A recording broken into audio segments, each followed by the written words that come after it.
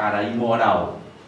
E aí ele tem o seu filho Jonatas, tem a sua filha Mical, e Mical é a mulher que vai casar com Davi. Então Davi, depois daquele evento emblemático da morte do Golias, ele casa com Mical, que era uma promessa de campanha do candidato Saul, né? Era uma promessa de campanha, dizer assim, quem conseguir vencer Golias vai casar com a minha filha. E ser casado com a filha do rei era uma coisa legal. Outra coisa que é importante a gente salientar sobre Saul, que eu acho que é bem interessante, é que Saul, ele virou rei e ninguém sabia o que era ser rei em Israel. Ele não sabia o que era ser rei e eles não sabiam o que era ser rei. Eles tinham sim a noção das outras nações. Então, quando eles falaram lá sobre dar-nos um rei, eles falaram assim, dar-nos um rei para que sejamos iguais às outras nações. Eles foram categóricos no pedido. Nós queremos ser iguais às outras nações. Então, para que sejamos iguais às outras nações, dá-nos um rei. Né? Então, é uma coisa meio assim, claro, tem um monte de lições aqui, várias ministrações estão aqui, né? Olha, veja bem, o povo queria ser igual ao mundo, o povo não queria o sacerdócio e a soberania de Deus na vida deles e tal. E tem mais uma coisa. Quando eles pedem um rei, isso está registrado aqui também, volta-se a um texto bíblico lá no tempo da lei, que dizia assim, que se desse a eles um rei, olha, muito cuidado, se você pegar um rei, eles vão tomar seu dinheiro, tomar seus filhos, eles vão te oprimir, porque é o papel do rei, ele tem que exercer a sua soberania, então ele vai fazer tudo isso. E ao rei, dizia lá no texto bíblico da antiguidade o seguinte, olha, todo rei tem que tomar muito cuidado com 3 coisas, o acúmulo de cavalos, de dinheiro e de mulheres. 3 coisas. Por quê? Cavalo significava poder.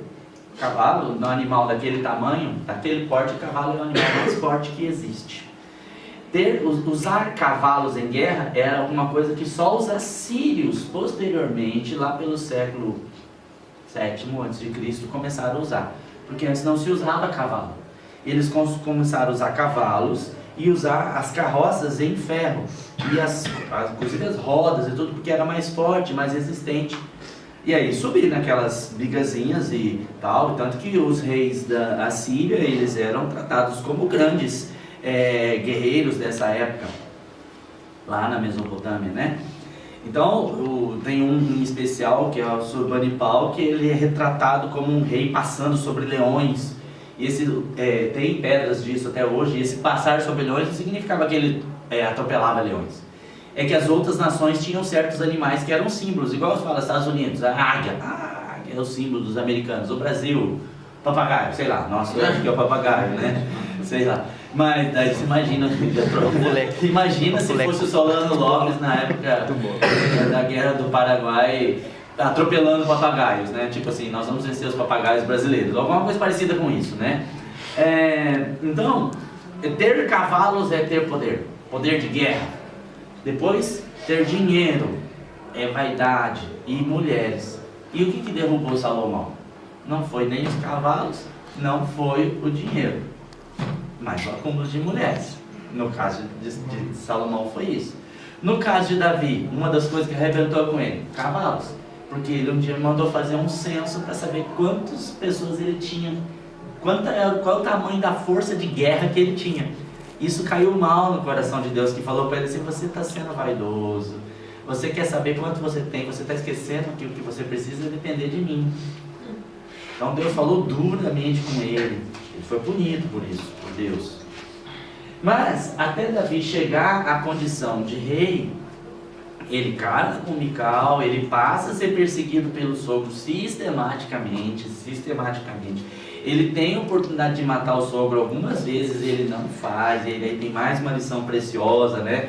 Que ele não querer matar o sogro, porque ele fala assim que ele não queria tocar no ungido do Senhor e tal. É bem precioso isso, essa lição. Ele começa a ter adeptos com ele, vive experiências maravilhosas com Deus e tal, até que chega um determinado momento que o sogro vai se desgastando, né? O reino de Saul vai se desgastando. Há experiências esplêndidas com Jonatas, experiências assim sobrenaturais com Jonatas, inclusive aquela experiência ímpar de Jonatas subir numa montanha, chega lá em cima, né? Ele sair vencendo todo mundo, sem só ele e um escudeiro. Experiências ímpares de Jonatas, um homem que a gente com certeza poderia dizer, Jonatas seria um bom sucessor para Saul. Eu não tenho nenhuma dúvida que Jonatas seria um bom sucessor. Mas, como Saul, ele errou e Deus teve um tratamento bastante incisivo com ele, Deus falou que rejeitou Saul e sua casa. Rejeitou Saul e sua casa para reinar. Então sai da tribo de Benjamim, que é a tribo de Saul, e vai migrar para a tribo de Judá. A tribo de Judá é a primeira a assumir o governo de Davi. E isso está aqui narrado. Nós estamos em 2 Samuel, capítulo 2. Depois disso, consultou Davi ao Senhor, dizendo: subirei a alguma das cidades de Judá? Respondeu o Senhor: sobe. Perguntou Davi: para onde subirei? Respondeu o Senhor: para Hebrom.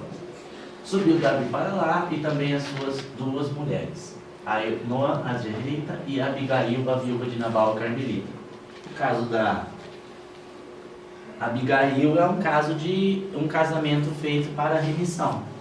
Não foi um casamento feito por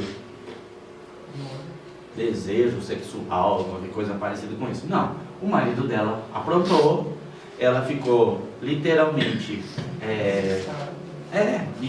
desamparada, e Davi casou com ela. Então, os casamentos na antiguidade, eles eram casamentos pautados nisso. Isso é muito da região lá, daquela península, né, do Oriente e tal, né? Os casamentos, eles eram feitos por interesses de aliança, por remissão, e casamentos que eram feitos mesmo, tipo, o cara apaixonava pela mulher e casava com ela e tal, essa coisa toda. No caso, eu acho um pouco provável que, por exemplo, Davi tenha tido uma vida amorosa, super apaixonante com a Mical, a filha do rei. Ele casou com a filha do rei, ela era um prêmio. Horrível falar isso, mas ela era um prêmio. Daí, se ele teve uma paixão por ela, não dá para saber. Depois ele pediu ela de volta, porque ela teve o casamento, ele pediu ela de volta para quando vai juntar os 2 reinos. Mas no caso de Abigail, é um casamento por remissão, que é, por exemplo, o que aconteceu com Ruth e Boaz. É um casamento por remissão, para proteger uma mulher desamparada, literalmente isso. Fez Davi subir os homens que estavam com ele, cada um com sua família, e habitar as aldeias de Hebrom. Então vieram os homens de Judá e ungiram Davi sobre a casa de Judá. Então eu dei um grifo, porque é o primeiro momento de Davi ungido rei. Notem que Davi já sabia que seria rei, tá? Mas eu não sabia meio assim na base do susto. Porque quando chegou o profeta para ungir um dos filhos de Jessé, caçou todo mundo. Veio todos os filhos, aquela coisa toda. Não é esse, não é esse, não é esse. Mas diz que está nessa casa. Tem mais algum aí? Tem mais algum? Me lembra muito, tem umas coisas na Bíblia que são muito engraçadas, né? Você pensa assim, quando Esaú, volta lá para Esaú e Jacó fazendo uma viagenzinha, né? Quando Esaú fez pouco caso da bênção, ele falou assim: fica com a primogenitura, não tem ninguém filmando mesmo, para todos os efeitos não vendi e tal. Aí o pai pede a comida, né? O Esaú vai caçar. Enquanto isso, Jacó vem, passa a perna nele, pega a bênção e vai embora. Quando Esaú volta e fala com o pai fala assim: rapaz, já dei a bênção pro seu irmão, e agora? Aí o Esaú fala assim: não tem uma bençãozinha aí, tipo assim, não sobrou nada aí, não tem, dá uma caçada, deve ter alguma coisinha aí.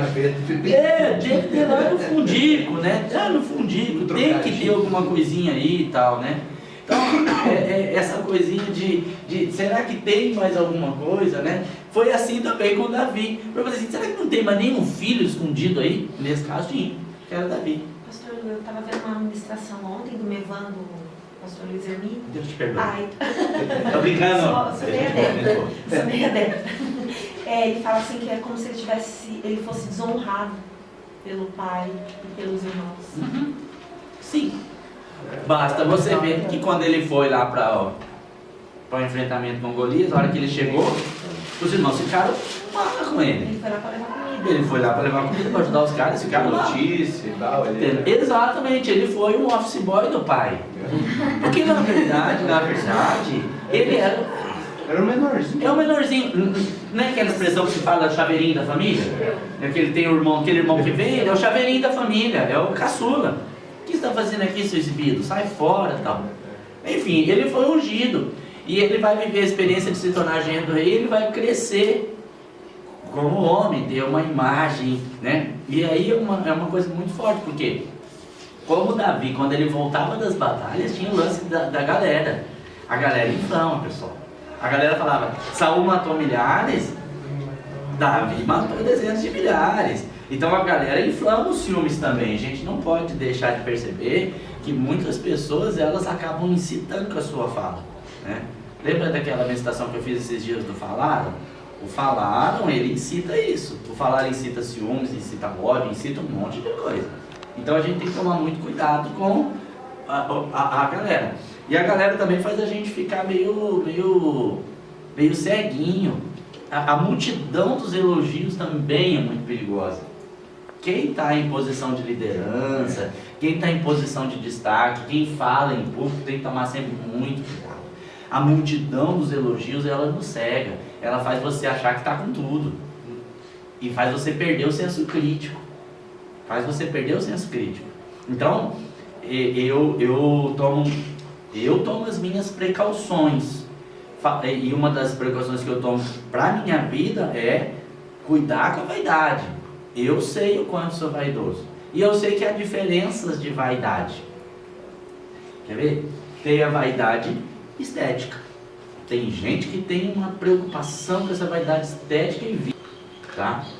Basta você ver na universidade. Dependendo da universidade que você vai, né, você chega lá e você percebe que a vaidade estética, ela é fundamental. As meninas andam, que você fala assim, essa menina dormiu pendurada no cabide, porque para estar 7 horas da manhã nesse naipe, que é isso, né? A preocupação com tal e aquela coisa toda. Às vezes você vai lá na federal, não é porque eu estudei ainda não, mas é que é verdade. Você chega lá, é umas mulambas, aí você vai conversar com a pessoa é pós-doutora e não sei o que, não sei o que, não sei o que. E tem... A vaidade dela tá onde?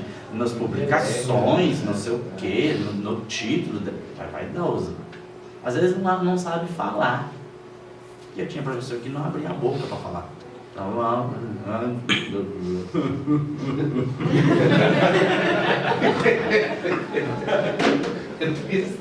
É horrível, não é? Eu tinha um professor que ele dava aula fumando, não podia, mas ele ficava com o cigarro para a janela assim, ó. Aí ele dava. Então, os campesinos. O campesinado. E a gente. Mano, eu não comprei essa passagem que ele está viajando, não consegui comprar a mesma passagem. Mas o cara tinha milhares de publicações e tal. A vaidade dele está ali. Então nós temos que tomar cuidado com a nossa vaidade. Então a multidão dos elogios cega, né? Então Davi primeiro vai ser ungido rei sobre a casa de Judá. E informaram Davi que os homens de Jabes e Gileade foram os que sepultaram Saul. Então enviou Davi mensageiros aos homens de Jabes para dizer-lhes: bendito do Senhor sejais vós por esta humanidade para com vosso Senhor, para que com Saul depois sepultaste. Olha o cuidado de Davi com o sogro e com o pai daquele amigo mais chegado que irmão. O que Davi tinha com Jonatas era um apego de alma, era uma coisa de irmão. Então, algumas vezes as pessoas tendem a confundir isso, porque não conseguem ver a ausência de malícia numa verdadeira amizade. Agora, pois o Senhor vos use convosco de misericórdia, fidelidade, e vos recompensarei por este bem que fizestes.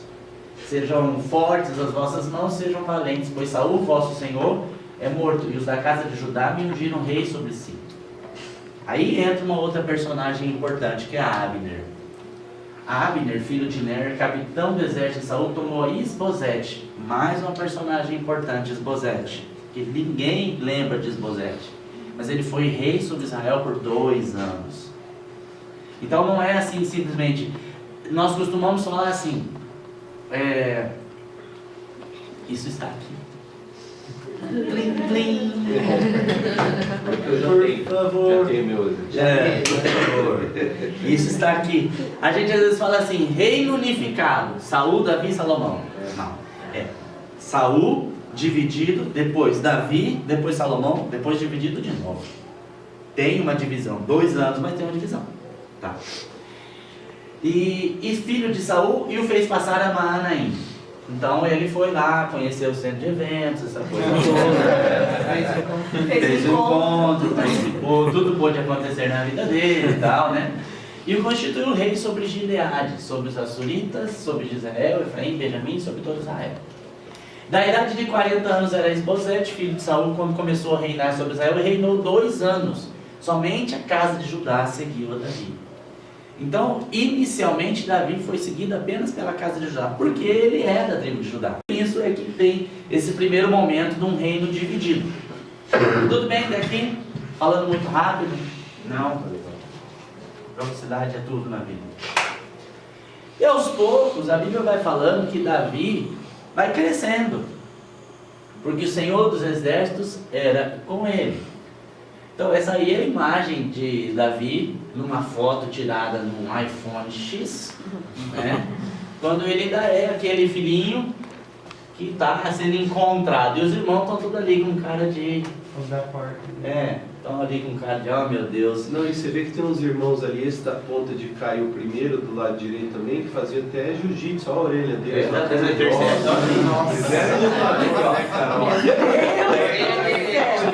Eles que queriam ser rei, entendeu? Eles só não, nós vamos quebrar tudo.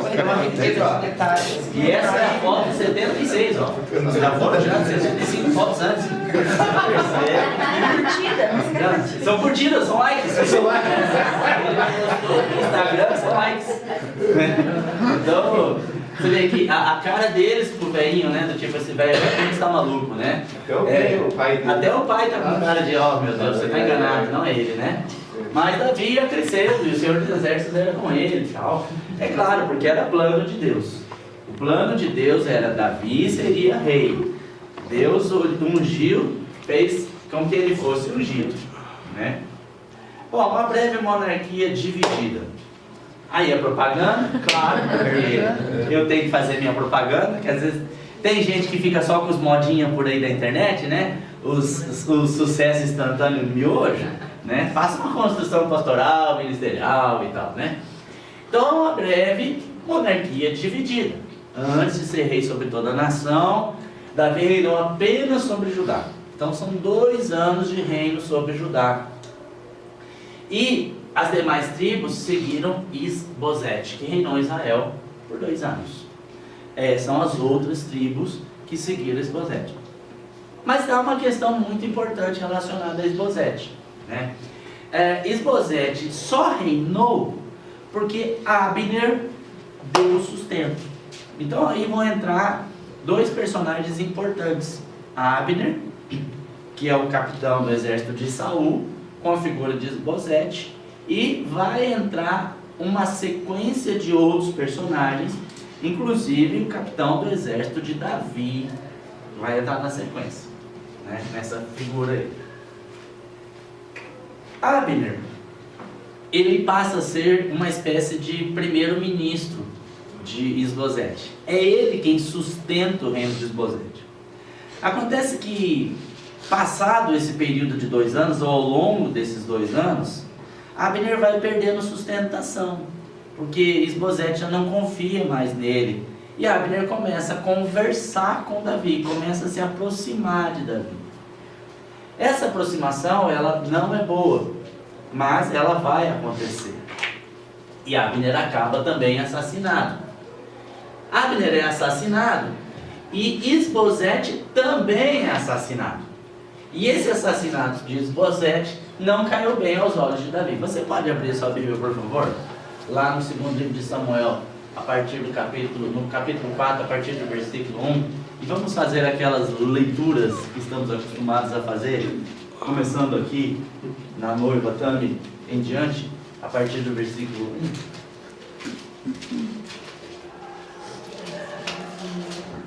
Tá.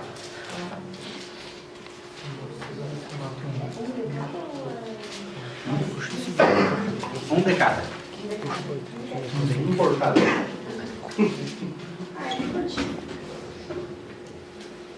Pode puxar.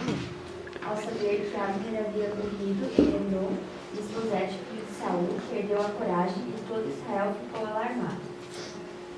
Tinha Isbosete, filho de Saul, 2 homens chefes de guerrilheiros. Um deles se chamava Baaná e o outro Recabe, filho de Rimon, o Beerotita, dos filhos de Benjamim, porque também Beerote era contado de Benjamim. Tinham fugido os Beerotitas para Gitaim, e ali têm morado até o dia de hoje. Jonatas, filho de Saul, tinha um filho aleijado dos pés. Era da idade de 5 anos quando de Jezreel chegaram as notícias da morte de Saul e de Jonatas. Então sua ama a tomou e fugiu. Sucedeu que, apressando-se ela fugir, ela caiu e ficou manco. Seu nome era Mefibosete. Aconteceu então que Recabe e Baaná, filhos de Rimon, de Beerote, foram à casa de Isbosete na hora mais quente do dia, na hora do seu descanso do meio-dia. Os dois entraram na casa como se fossem buscar trigo, traspassaram-lhe o estômago e depois fugiram. Foi? Foram ao quarto onde Isbosete dormia, um sono pesado, e o mataram. Então cortaram a cabeça dele e a levaram consigo. Eles caminharam a noite toda pelo vale do Rio Jordão. Assim trouxeram a cabeça de Isbosete a Davi, em Hebrom, e disseram ao rei: Eis aqui a cabeça de Isbosete, filho de Saul, teu inimigo, que procurava a tua morte. Assim o Senhor vingou hoje ao rei meu senhor, de Saul e da sua descendência. Mas Davi, respondendo a Recabe e a Baaná, seu irmão, filhos de Rimon, e Beerote, disse-lhes: Vive o Senhor, que remiu a minha alma de toda angústia. Se o que me veio dizer que Saul foi morto, pensando que dava boas notícias, eu logo o apanharei e matei. Eu logo o apanhei e o matei em Ziclague, como recompensa pela notícia. Foi? 11.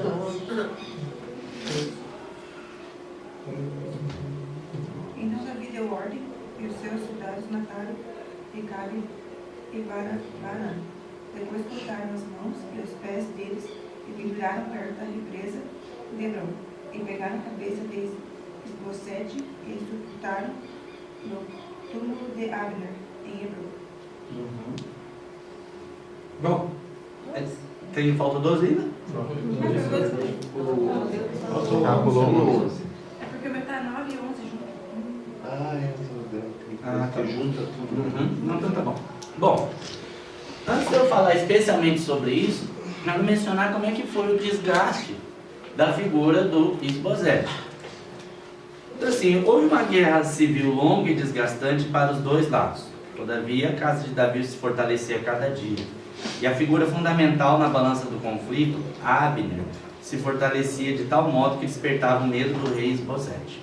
Não tardou para que um desgaste político brotasse na relação entre Abner e o dependente Isbosete. Dependente porque o rei dependia dele no sentido de estabilidade do reino, aquela coisa. A força estava nas mãos do seu general e não dele, né? E isso, então o rei era uma espécie de uma figura meio pateticamente simbólica, né? Desconfortável em tal situação, o capitão foi acusado pelo rei Isbosete de assediar Rispa, concubina de Saul, e ficou bastante ofendido. Então, o Abner foi acusado por Isbosete. Isbosete lançou uma estocada nele ali para tentar desgastar e fortalecer. Então, você enfraquece o outro para se fortalecer. Isso está em 2 Samuel 3. Após os entendimentos entre o rei de Israel e seu principal comandante militar, há um princípio de deserção por parte de Abner, que gradativamente se reaproxima de Davi. É evidente que a migração de Abner para as fileiras de Davi foi fruto da percepção que tinha da impossibilidade de Isbosete consolidar e manter seu poder. O rei Davi, ainda governando apenas Judá, aproveita o interesse da aproximação de Abner e exige que Mical, filha de Saul, sua esposa, lhe seja restituída. Então você vê que aparece aqui, né? E tem a sua solicitação atendida. Apesar de interessante para ambos, a aliança entre o capitão Abner e Davi acabou não se concretizando, pois o general de Isbosete foi assassinado pelo comandante do exército do reino de Judá, Joabe. É nesse momento que Abner é assassinado que vai acontecer essa situação, aqui narrada nesse trecho. Dois homens que estavam ali, e as relações, quando um governo começa a cair nesse caminhamento de governo monárquico, são normalmente assim: quando um governo começa a declinar, ele vai declinar e outras pessoas começam a debandar, começa a haver uma debandada. Isso vai deixando cada vez mais instável. Toda monarquia se estabelece a partir de 4 princípios, toda monarquia. Isso desde a antiguidade, passando pelas monarquias absolutistas aqui da Europa e tal. Claro, não estou falando de casos específicos de uma monarquia isolada aqui lá, mas normalmente 4 princípios. Dinheiro, toda monarquia precisa de dinheiro. Com dinheiro ela banca exército. Como ela tem dinheiro e exército, ela se sustenta, né? Mas daí entra a religião também, por isso que quase todas as monarquias, para não dizer todas, têm a religião ao seu lado. E além do dinheiro, do exército, da religião, tem o campo ideológico, que é a percepção política, é a construção ideológica, dizendo assim: nós necessitamos dessa figura, nós precisamos desse rei. É a política, é a ideologia, o campo das ideias. Isso sustenta a monarquia. Isbosete começou a declinar. Então vem essas duas figuras aqui e estão tentando fazer um favor para Davi, né? Não é a primeira vez, porque com Saul foi a mesma coisa. Trouxeram lá, né, de Saul, fizemos, nós que matamos Saul, aquela coisa toda, nem tinha sido ele. Foram pagar pau de que tinham matado Saul e acabaram se lascando. É a mesma coisa que foram traiçoeiramente, cortaram a cabeça do coitado e viajaram uma noite inteira com aquela cabeça. Que paixão por cabeça essas pessoas tinham. Na antiguidade eles gostavam muito de cabeças, né? A cabeça de Pompeu também foi levada para César certa vez, né? E gostavam muito de cabeças, né? Aliás, cortaram-lhe a cabeça e deixaram. Quando ele chegou no Egito, ele achou a cabeça de Pompeu. E aí eles levaram a cabeça achando que estavam fazendo um favor. Olha, rei, aqui finalmente acabamos com Saul e não sei o que, não sei o que. Não era o interesse de Davi. Aí entra a história do Mefibosete. O Mefibosete, ele caiu na infância do colo da ama e ficou manco. Depois, quando Davi toma o poder efetivamente de todo Israel, Mefibosete é trazido para dentro da casa de Davi, comia à mesa da casa de Davi. E lá na frente, quando Absalão, trairão, filho de Davi, traíra, vai tomar o poder, Davi está saindo fora da cidade para evitar uma guerra civil com seu filho. O Mefibosete é o primeiro a tacar pedra nele e falar: ó Deus, seu golpista, fascista, não passarão, né? Taca a pedra e fala assim: vai ser instituído o trono na casa de Saul. Então, mais uma vez mencionando aquilo que eu falei ontem, né? Às vezes as pessoas que você estende a mão são aquelas pessoas que vão ser as primeiras a te apunhalar, te tacar uma pedra. Então, você tem, por isso que seu peito tem que ser com Deus. É com Deus e ponto final, né? E Davi sabia da sua função. A mim me impressiona muito, pastor, esse cuidado de Davi, em relação a Saul, em relação a essas coisas. Isso ele tem um mérito, né? Eu acho que ele tem um mérito. É um cara que ele teme muito tocar naquilo que Deus não deu para ele. Dele ser um instrumento de justiça. Ele teve a vida de Saul na mão, né? A gente lê lá, né? Saul ali se aliviando ali, se evacuando. Ele estava totalmente vulnerável. Ele corta um pedaço do manto do cara, o cara nem percebe. Né? Quer dizer, ele tinha total condição de acabar com Saul, que estava perseguindo ele e querendo matar. Antes que ele me matasse, eu o matei, mas ele nunca faz isso. E nos dois casos ali também, né? Aqueles que vieram se vangloriando que tinham feito alguma coisa por ele, eu falei: comigo não, eu não pedi nada para ninguém. Né? E ele não só não faz, como não compactua com o feito. São duas coisas importantes. Porque às vezes a gente não faz, mas compactua com o feito. Acha normal. Mas enfim, Isbosete acabou morrendo, a casa de Judá vai se unir à casa de Israel, as tribos, e vai acontecer então a unificação efetiva sobre Davi. Essa unificação vai ter razões. 2 Samuel, capítulo 5. Vamos lá. Quem pode ler o versículo 1, por favor? Então todas as tribos de Israel vieram a Davi, a Hebrom, e falaram dizendo: somos do mesmo povo que tu és. Então a primeira coisa, então aqui as razões pelas quais eu não fiz aqueles programinha que a Fábio faz, porque eu fiquei, literalmente, eu falei assim, eu vou gastar muito tempo nisso, então eu vou partir porque eu sei, depois eu treino melhor esse aí. Ela me passou certinho lá o Canva, então é um PPT básico, tá bom, gente? Mas eu vou desenvolver mais essa prática aí, mas enfim. A primeira coisa, a primeira razão para as tribos aceitarem, né? Razões das tribos para aceitar Davi como rei, a primeira é assumir, somos todos israelitas. Então é uma coisa meio assim, Davi tá, vamos ser críticos, irônicos, quase fazendo ilações aqui. Tem essa coisa bonita de somos todos israelitas e tal, mas vamos ousar um pouco e dizer assim, mano, ele está se fortalecendo. Vamos aceitar que dói menos. Vamos aceitar que dói menos. Então é uma coisa meio assim, eu vou acatar porque já não, vamos parar de graça, é isso e pronto, acabou.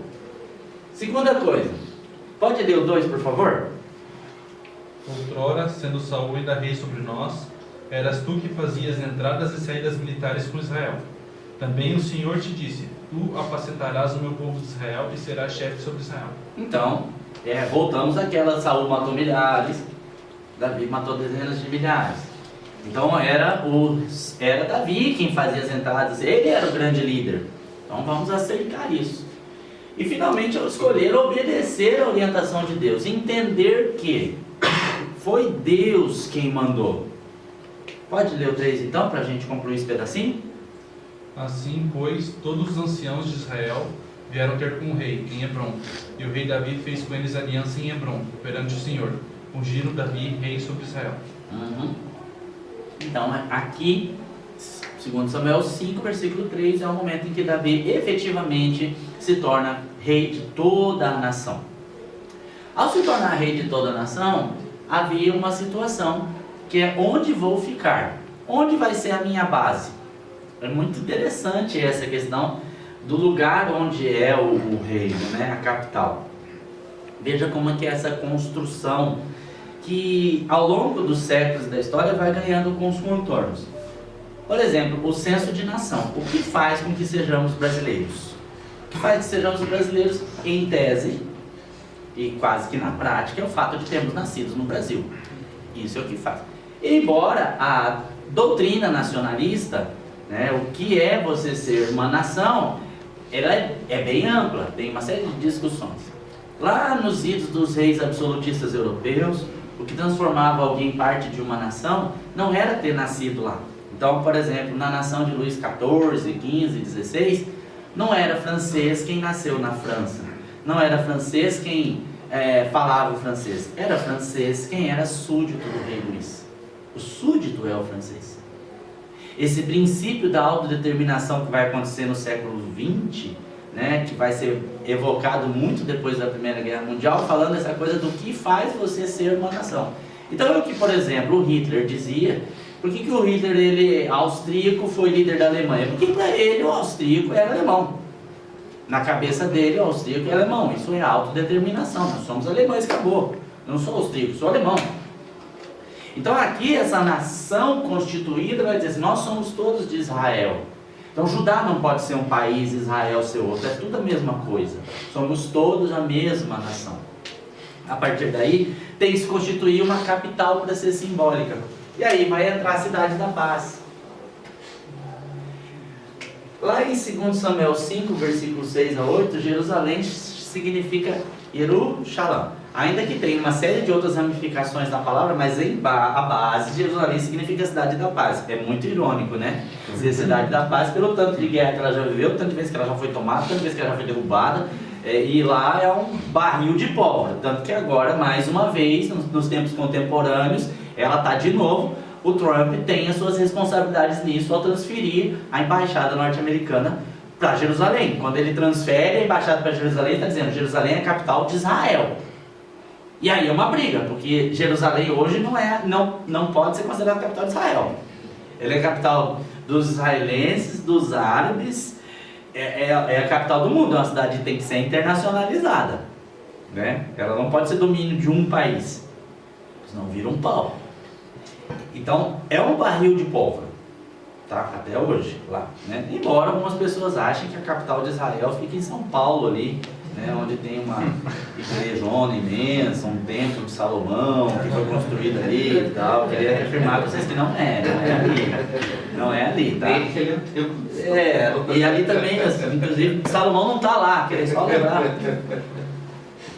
Pelo menos não me mandou convite para visitar ainda, então acho que não está lá. Jerusalém, né? Partiu o rei com seus homens para Jerusalém contra os jebuseus. Depois fala dos jebuseus, que habitavam naquela terra e que disseram a Davi: olha a provocação, vê se não... Ó, isso é igual caçar briga com o moleque. É você falar, lembra da escola? Quem for mais homem, cospe aqui. Cara, você caçar encrenca é você falar que a pessoa não consegue. E eles falaram para Davi, provocando: não entrarás aqui, porque os cegos e os coxos te referirão. Como quem diz, Davi não entrar nesse lugar. Porém, Davi tomou a fortaleza, ele fez um esqueminha, ele entrou por debaixo. Ele fez uma tomada meio... uma coisa cinematográfica, uma coisa meio guerrilha, entendeu? Entrou, fez espreita por baixo, tem um esqueminha para tomada, não foi assim, peito aberto. Tem a estratégia. Quem diz que a Bíblia não tem as estratégias? A Bíblia tem os paranauê também, né? Porém, Davi tomou a fortaleza de Sião. Esta é a cidade de Davi. Davi naquele dia mandou dizer: todo que está disposto a ferir os jebuseus, suba pelo canal subterrâneo e fira os cegos e os coxos a quem a alma de Davi aborrece. Ele não está falando para ferir cego e coxo. Não é literal isso. Eles não falaram que os cegos e os coxos não contam. Porque quando ele falou cego e coxo, ele está fazendo uma alusão a pessoas que não tinham pretensamente capacidade de lutar. Então é mesmo que falar assim, te bato com as duas mãos. Bem isso. Eu me lembrou aquele dia que a gente estava lá no chá de bebê da Dami lá, com o videogame, não tinha um lá que não tinha, só tinha um braço. Tinha um que só tinha um braço, assim, ele enchia os caras de porrada, né?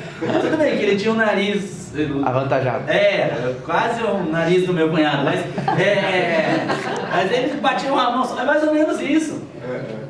Com a mão amarrada eu bato em você. Fala, então vamos entrar pelo canal subterrâneo e vamos bater nesses coxos, nesses cegos aí, vamos arrebentar tudo. E ele toma a cidade de Jerusalém e transforma Jerusalém na capital do reino. Então ela é muito simbólica. A Jerusalém é muito simbólica. Bom, vamos pensar então em algumas vitórias de Davi. Eu quero especialmente que você abra sua Bíblia ali em 2 Samuel 5, a partir do versículo 22, que essa é uma história interessante. Todas as outras são também, mas essa de 5, 22, 25 é mais interessante, você vai entender essa figura. Essa foto aqui são as amoreiras. A primeira vitória de Davi foi contra os filisteus. Os filisteus, os povos do mar, eles sempre estiveram entre nós, né? Os filisteus lá no tempo dos juízes já apareciam, eles eram comerciantes, eles eram muito emblemáticos. O filisteu, Golias, que Davi vence, todos os filisteus é mais ou menos, filisteus e Davi é Corinthians e Palmeiras, é uma coisa meio assim.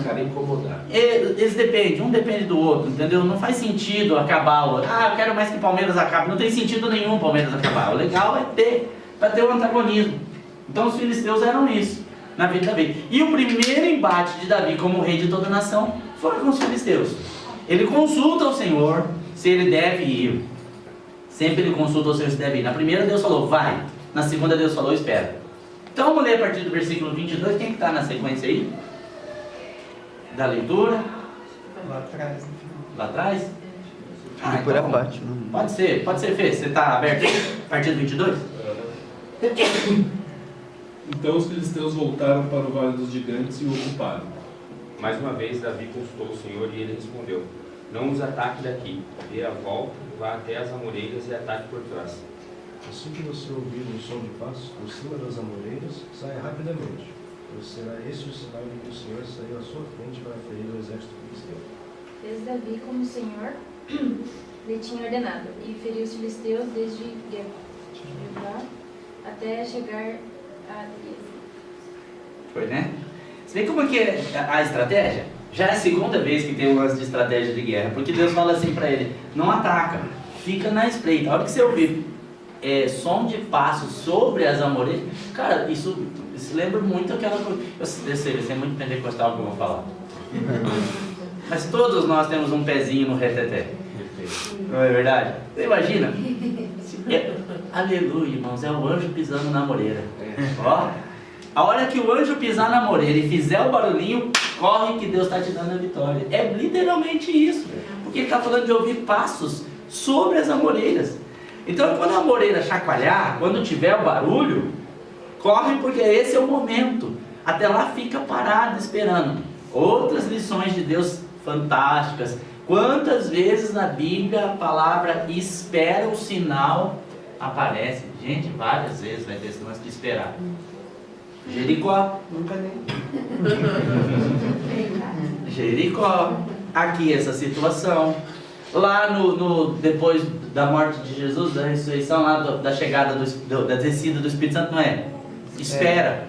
Até que Cara, os caras ficaram lá dias esperando. Dias esperando. Quando veio a situação, eu lembro agora da situação do... Ai meu Deus, como é que é lá que ficou famoso porque queria tocar em Jesus?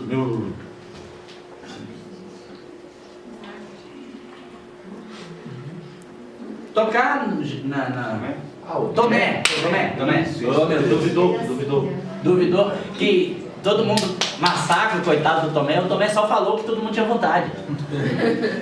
Ele só falou que todo mundo tinha vontade.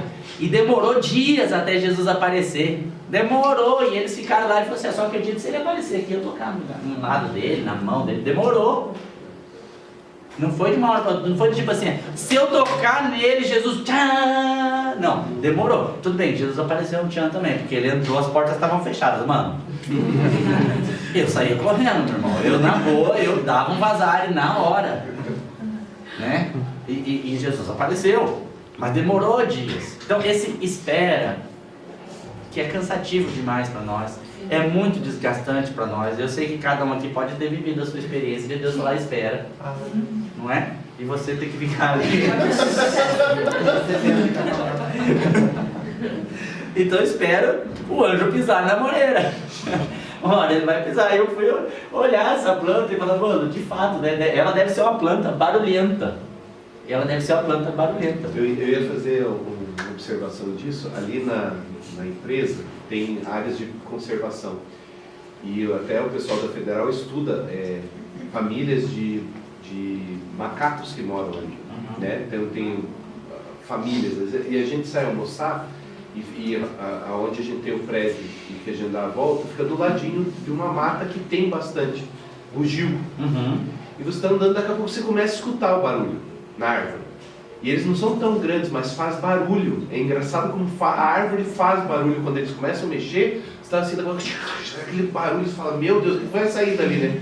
E às vezes é um macaquinho, não é tão grande, um macaco pequeno, mas o peso dele, tudo. Então esse negócio me chamou a atenção. Faz barulho na árvore quando o bicho anda, né? E tá ali. Então deve ter feito um barulho. E deve ter feito um barulho contundente, porque se Deus falou para ele assim que ele tá com um exército para lutar uma guerra, não deve ter sido um barulho pequeno, deve ter dado uma chacoalhada boa, para não ter dúvida. Porque de vez em quando você fica daquela dúvida. As versões falam de estrondo de marcha, né? Vocês estão falando de estrondo de marcha. Estrondo de marcha. Porque você imagina se é um barulho, eu vi? Eu não sabia. Não era. Acho que não.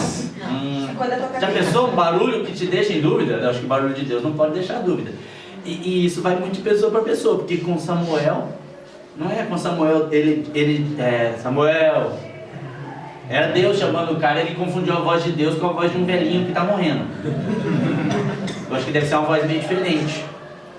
Ele confundiu 2 vezes, até que o profeta falou assim, cara, fala isso aqui, Senhor, e ouve Deus, cara. A voz de Deus ela é inconfundível, né? Enfim, muitas outras vitórias vieram. Davi era um homem de sangue, era um homem de guerra, tanto que ele queria ter construído o templo, Deus não permitiu. Deus não permitiu que ele construísse o templo porque ele tinha muito sangue nas mãos. Porque ele precisava fazer isso, a consolidação de uma monarquia em toda a nação. Houve muitos confrontos, houve muitas batalhas. Então, foram diversas as vitórias de Davi. Muitas outras vieram, né, estão todas narradas na Bíblia. Essa citação de Samuel 8, de 1 a 14, é porque vai citar várias outras vitórias, vários outros embates, aquela coisa toda. E os jebuseus, quem eram esses caras afinal, né? Os jebuseus eram os descendentes de Jebus, que são citados pelos espias lá, os espias do Êxodo. Por exemplo, tá, você errou o livro ali, não, são os espias do Êxodo no livro de Números. Tá? Muitas nações e há muitas alianças que vão ser concretizadas. Claro que com Salomão isso vai ao extremo das alianças para manter paz, ao extremo de ter aquela infinidade de casamentos, né? Aquela infinidade de casamentos que Salomão teve, que a gente é outro contexto, mas nós vamos posteriormente acabar abarcando isso também. E Jerusalém, a cidade da paz, até hoje, né? Ela é também chamada de Sião. E Sião significa fortaleza, lugar forte, refúgio. Lá em Daniel 6, versículo 10, é uma citação mencionando que os exilados oravam em direção a ela, que é muito próprio daquela região do Oriente. Você vê que os muçulmanos, hoje eles fazem isso, né? Eles oram na direção de Meca. Tanto que todas as mesquitas são construídas de tal modo que o altar fique na direção de Meca. Então, porque eles têm que fazer as suas 5 orações diárias, que é um dos pilares do Islã. É próprio dessa região. Porque é no Antigo Testamento essa questão de ter alguma coisa visível. Que primeiramente vai ser lá, você tem os altares, depois vem o tabernáculo, depois vem o templo. E a cidade de Jerusalém, ela é um símbolo fortíssimo até os dias de hoje. Eu me lembro que eu tive um professor na universidade, no meu primeiro ano, que ele era descendente de judeu, ele era judeu, e ele morou muito tempo nos kibbutz. Os kibbutz foram construções muito interessantes, que começaram num movimento chamado sionismo no século XIX. Por quê? Porque no final do primeiro século, Jerusalém ela é tomada efetivamente pelos romanos. Israel já é um estado vassalo dos romanos. Mas os judeus começaram a criar umas rebeliões. Então, o general Tito foi lá e acabou com a graça. Derrubou o templo, fez um escarcéu, tomou Jerusalém. Eles viveram um negócio chamado diáspora, que significa dispersão. Eles foram espalhados pelo mundo todo. De lá, primeiro século, eles ficaram 20 séculos sem ter território. 20 séculos. Eles nunca mais tiveram território. Mas é incrível, eles nunca perderam aquilo que é chamado de solidariedade da raça, que é a identidade do sangue. Tanto que o judeu, ao longo de todos esses séculos, ele nunca deixou de ser judeu. Ele era um judeu holandês, mas é judeu. Ele é um judeu francês, mas é judeu. Ele é um judeu alemão, mas é judeu. Ele nunca deixou de ser judeu. E eles nunca perderam a capacidade econômica. Impressionante. Minas e minas de diamante do mundo todo estavam nas mãos dos judeus. Riquíssimos. Tanto que isso que vai dar vazão ao discurso depois, né, contra os judeus lá na Alemanha nazista. Mas não é Hitler o único que faz isso. Eles vieram, né, eles foram espalhados, eles foram perseguidos, eles foram exilados novamente, eles cresceram economicamente e nunca perderam sua identidade. Incrível, isso é uma coisa impressionante, sem ter Estado. Idioma também, a língua, né? Idioma, costumes, é impressionante. Quando vem o século XVI, que o Martinho Lutero faz a reforma, o Lutero é um reformista, ok, mas o Lutero também tem um pezinho no antissemitismo, ele também fala mal dos judeus. Ele deita o pau dos judeus também. E quando vem a Primeira Guerra Mundial e a Alemanha perde a Primeira Guerra, o imperador da Alemanha acusa os judeus de serem os responsáveis pela Alemanha ter se derrotado.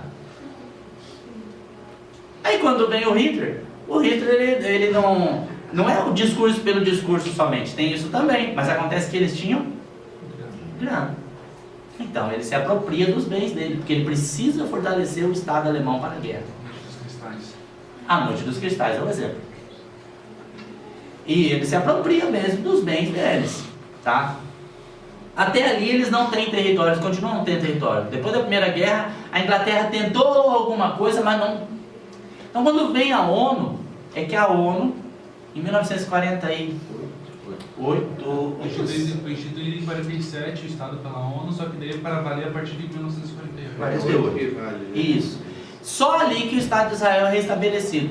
Só que não agrada nem um lado, nem o outro. Os caras já invadiram já no dia seguinte. Sim, mas é porque na verdade tem a política dos kibbutz, é disso que eu ia falar. No século XIX começa um movimento chamado sionismo, que começa a levantar recursos do mundo todo e mandar judeu para lá. Então, tipo assim, chega um judeu na região e compra aqui uma chacrinha. Daqui a pouco vem outro e compra outra chacrinha. Daqui a pouco compra uma fazendinha. E eles começaram a comprar e se estabelecer e montar os kibbutz, que eram como se fossem acampamentos deles. Então, quando foi reinstituído o Estado, eles já estavam tudo lá. Aí foi bem rápido para eles estabelecerem. Só que não agradou os árabes, que não queriam o restabelecimento do Estado de Israel, e não agradou os judeus, que falaram assim, estabeleceram o Estado, mas não é tão grande quanto a gente queria. E aí veio uma série de guerras, a Guerra dos 6 Dias, do Yom Kippur, do Canal do Suez, tem uma série de guerras que são chamadas guerras árabe-israelenses. Bom, tudo isso para falar de Jerusalém, né? Ela é muito simbólica. É o símbolo de uma aliança eterna com os homens. Então todas essas citações, né? Salmo 125, os que confiam no Senhor, são como o monte Sião, que não se abala, permanece para sempre e tal. O Salmo 48, Apocalipse 21:2 vai falar da Jerusalém eterna. E é palco de muitas guerras e conflitos até o dia de hoje. Não foi onde Melquisedeque abençoou Abraão também, eu acho. Ele era sacerdote de Salém, né? Salém, exatamente. São os altares, né? Você vê como é que é a figura do Abraão. Lá na cidade de Meca tem a Caaba. E a Caaba é o templo maior, assim, em termos de importância para os muçulmanos. E lá dentro está a chamada Pedra Negra. A Pedra Negra teria sido um altar construído por Abraão e Ismael, em Meca. Então são centros político-religiosos fundamentais na história da humanidade, que estão caminhando junto ali. Se você tiver a oportunidade de conhecer, aproveite agora as férias, vá lá. Tira metade desse adiantamento, aquele 1/3 de férias, que eu sei que você com metade do seu 1/3 de férias faz uma viagem pelo Oriente Médio inteiro. Você é um senador praticamente, eu que não sei. O senhor tem que aproveitar que vai começar o período de peregrinação para Meca. Aproveita o momento, só tá em alta. Está em alta, foi Está em alta. É o período de peregrinação. E é longe do Ramadã, né? É 6 meses de distância do Ramadã. 3. Porque o Ramadã não é ali por junho? Entre maio e junho. Maio e junho. O Hajj ele começa ali, final de agosto, começa em setembro, mais ou menos período de setembro. Então é 3 meses, tá certo. Vamos lá, vamos falar Davi e Jesus Cristo. Olha, estou cumprindo cabalmente o horário. Mateus 22:42. Quem pode ler, por favor? Vamos abrir os textos aí, né? Pra gente fazer as leituras. Todos eles.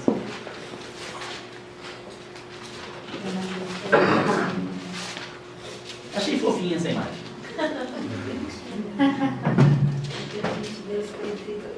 Mateus 22:42, então.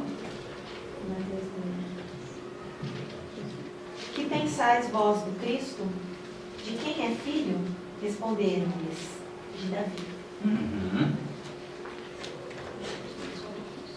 Marcos 10:17. Quando ouviu que era Jesus Nazareno, ele começou a gritar: Jesus, filho de Davi, tem compaixão de mim. Esse é o momento lá do cego, né? Eu tenho aqui na igreja, nós temos aqui na igreja uma menina, é a Leire, acho que é o nome dela, uma coisa assim. Ela foi criada no judaísmo. E ela me falou, ela veio para Jesus porque ela teve um encontro com Jesus. Ela falou, tive um encontro com Jesus. E ela conta mesmo, ela me contou mesmo essa coisa da ideia da crença na vinda ainda do Messias. Então, tá para ver. Então os judeus têm ainda essa questão. Para eles, o Messias tem que ser um descendente direto de Davi. Uma boa ilustração são os cemitérios judaicos. Os cemitérios judaicos não têm cruz. Não tem a cruz. E a cruz é o símbolo que está em tudo quanto é cemitério, menos o judaico. Eles usam pedras como memoriais. Usam pedras como memoriais. Até se você tiver a oportunidade de assistir a Lista de Schindler, se alguém não assistiu, assista, mas assista com o coração tranquilo, porque é um filme bem denso, maravilhoso. Você fica emocionado ao final dele, você fica emocionado ao longo do filme todo, mas o final, claro, ele fecha com chave de ouro, assim, né? E vai aparecer muito claramente essa coisa das pedras como memoriais. Na Anunciação, Lucas 1,32, quem está no jeito? Este será grande e será chamado Filho do Altíssimo. Deus, o Senhor, lhe dará o trono de Davi, seu pai. O trono de Davi, seu pai. E a genealogia confirma a linha familiar entre Jesus e Davi. Mateus,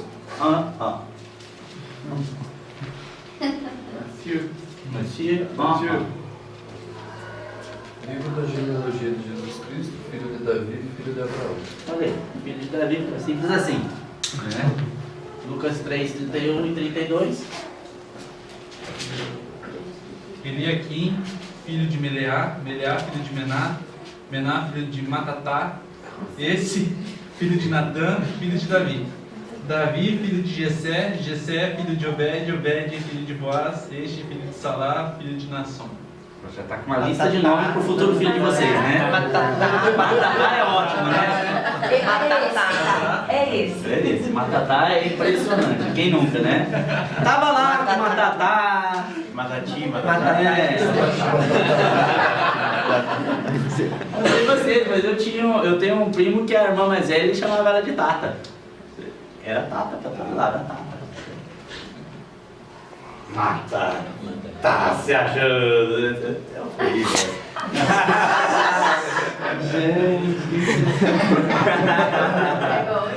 Ai, vamos lá. Vamos lá. Vamos pensar então considerações sobre Davi. Já falamos, foi esquecido até pelo pai, desdenhado. Era um homem que buscava o conselho de Deus. Era um cara ousado, não podemos negar. Fez tudo. De enfrentar certas coisas, ele encarar certas coisas, ele partia para cima. Ele era um cara bem ousado. Como eu mencionei ontem, né, adorador, todo mundo sabe, mas eu vou voltar no adorador depois por causa dessa imagem. A metáfora que é feita da ovelhinha. E é um influencer, né? Porque ele é um influenciador até os dias de hoje. Quantas músicas nós cantamos são salmos de Davi e tanta coisa. Como adorador, eu lembro desse momento, que ele está vindo trazendo a arca da aliança, e ele vem dançando, e a Bíblia fala que ele perdeu a cabeça. Perdeu a cabeça, não estava com roupa de... E a Mical critica ele, né? Mas que vergonha, né? Você aparecendo e tal, e ele fica meio sem jeito com a situação, mas a partir desse momento, Mical também não vai ter filhos, né? Tem uma situação bem grave aí. Mas ele é um adorador, que ele não se importa, ele fala lá, não me importa que está vestido com roupas de servo.